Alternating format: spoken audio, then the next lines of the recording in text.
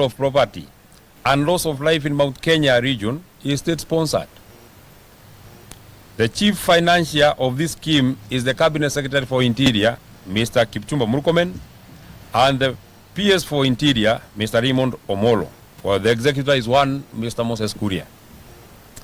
We want to remind Mr. William Ruto a simple story of the former president of Liberia, Mr. Charles Taylor. He is still serving a 50-year jail term in a British prison following his involvement in civil war in Sierra Leone for crimes against humanity, including murder, rape, among others.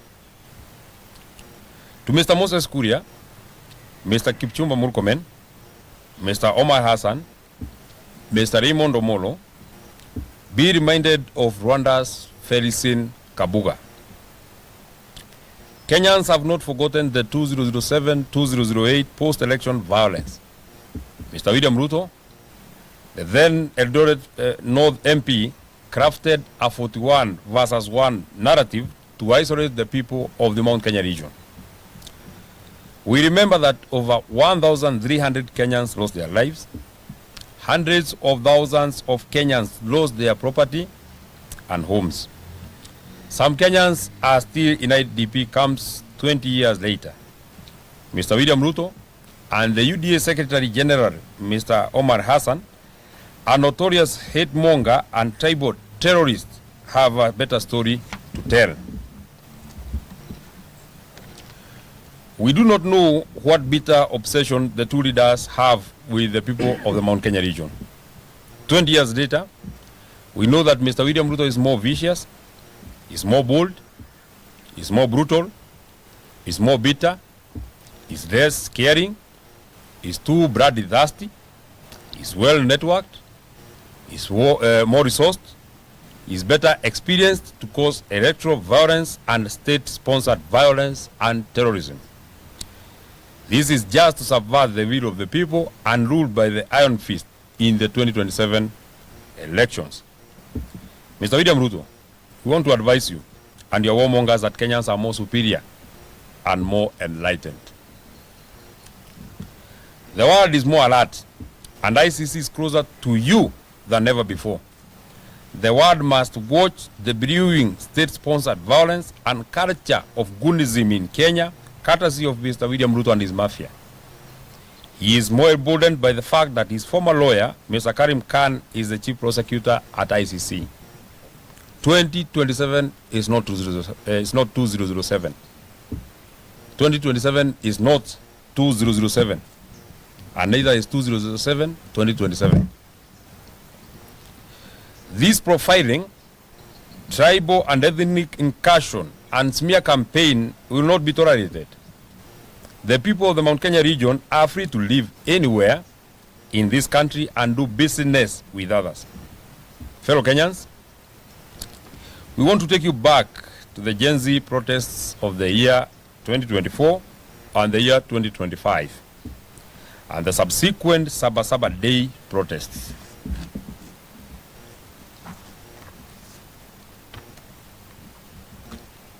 Hundreds of our young people were killed by this regime. We have buried some, and others have never been seen. We have not forgotten. Other young people were pushed through the courts of law under terrorism charges, but they were later released because these were trumped up charges by the government of Mr. William Ruto. We know that the peaceful protests in the Mount Kenya region specifically were infiltrated by state-sponsored militia under police protection. These goons viciously attacked and torched national government offices in North Kalau, and at least 7 county government vehicles were torched. The identities of these goons were given to the DCI, and to date, not a single arrest has been done. However, innocent young people were apprehended and forced to record false statements to implicate the area Senator John Medhu, myself. Fortunately, these statements could not make a case when the government learned that the days before and after the mayhem, the senator was out of the country on official duty. In Kikuyu town, locals were torched, and sections of the sub-county offices. Vehicles and machinery were destroyed by goons well coordinated by the government to lay blames on the innocent and peaceful residents of Kikuyu town and blame it on the opposition. In Naivasha town, Power Star supermarket was petrol bombed and small businesses have never recovered. 8 trucks belonging to Kanini wholesalers were torched. Ketia supermarket was broken into and shelves emptied, while Nganga's hotel was completely vandalized. In Kabati, Kandara constituency, Muranga County, county supermarket was looted dry. The proprietor sounded an alarm 3 hours before the looting began, and not a single police officer showed up. The culprits were non-locals, guarded by police in plain clothes. In Meru town, Maguna's supermarket was torched in broad daylight to lay blame on the DCP National Organizing Secretary, the Honorable Midhika Linturi. Video clips of police officers and goons torching the supermarket went viral online. No arrests were made, no arrests have been made. In Githurai, Kasmat supermarket was broken into and looted. It took over 4 hours before the police responded. Concurrently, the cooperative bank breaking took 2 hours in the same area, and no police officers appeared at the crime scene of crime. More recently, on the 18th of May 2026, when public transport services providers kept their vehicles off the road to protest the high fuel prices, protests in the Mount Kenya towns were infiltrated by state-sponsored goons. They destroyed property, blocked roads, and looted businesses. More such actions of state-sponsored violence have been meted to the people of Kajiado and Narok, specifically Kitengera and Kiserian towns. Dear Kenyans, we have given you the above selected cases to demonstrate the tribal incursion and targeted blackmail of the people of Mount Kenya. 2 weeks ago, at State House, Mombasa, Mr. William Ruto and Mr. Kithure Kindiki and UDA allied MPs of the Mount Kenya community within prompted Mr. Omar Hassan, the venomous UDA Secretary General, and Mr. Amason Kingi, the Speaker of the Senate, to a tribal offensive against the people of the Mount Kenya region. The script was well executed. They were later backed by the National Treasury Cabinet Secretary John Bandi and the Senate Majority Leader Aaron Cheruiyot. Mr. Omar Hassan has clearly told the people of Mount Kenya that they will never be anywhere near power. He called the people of Mount Kenya all manner of names. All this was in front of the president and his deputy, who were nodding happily.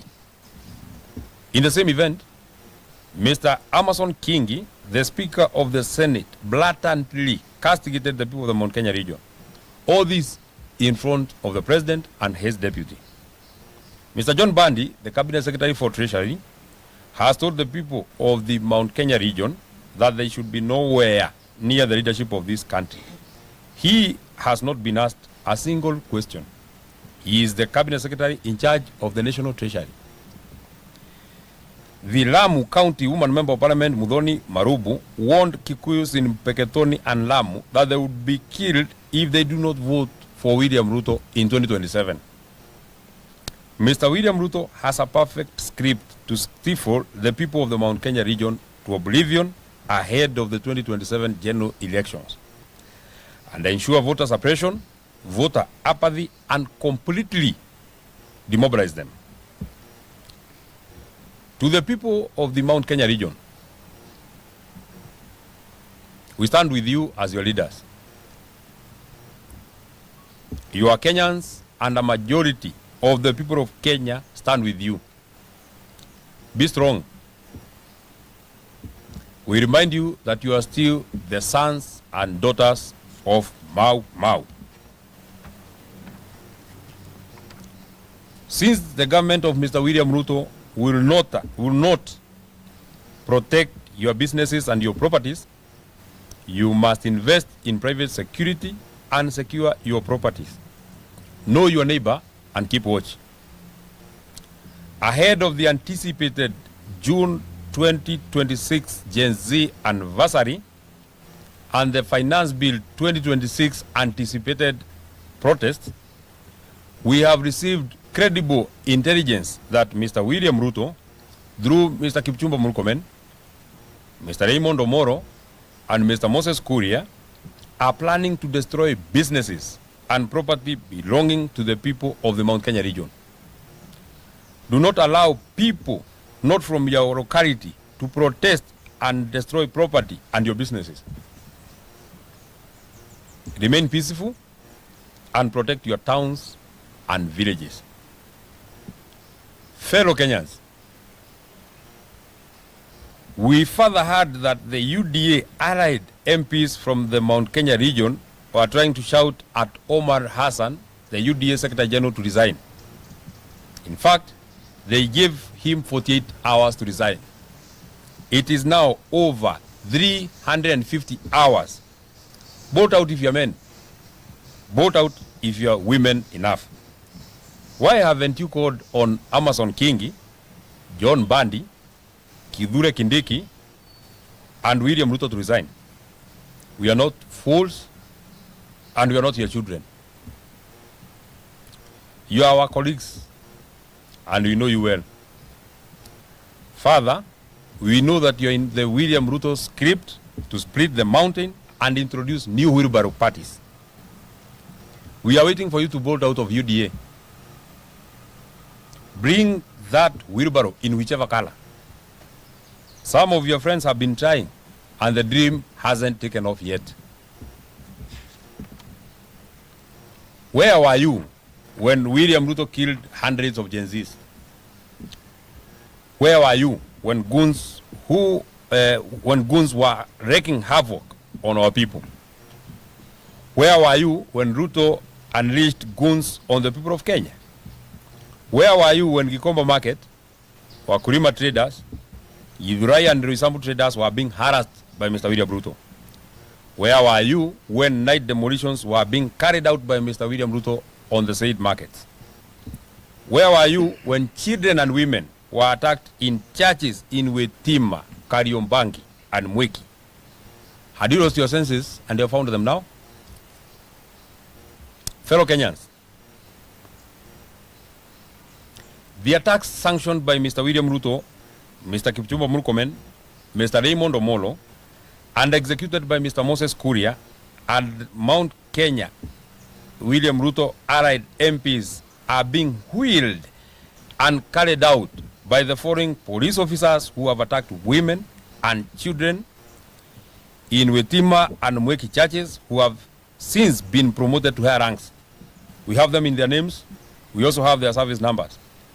The team leader for the Nairobi Sierra Group is Mr. Major Nicholas Mwachovi.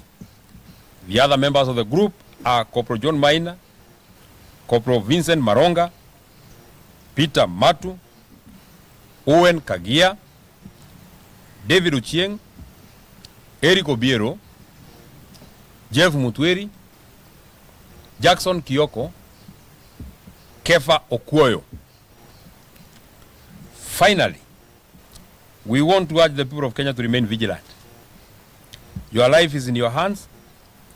Do not expect William Ruto to take care of your security when he cannot even secure himself. His mind is full of violence. That is the end of our statement. Thank you very much. Asanteni sana. It is very comprehensive. You need not to ask questions. Asanteni sana.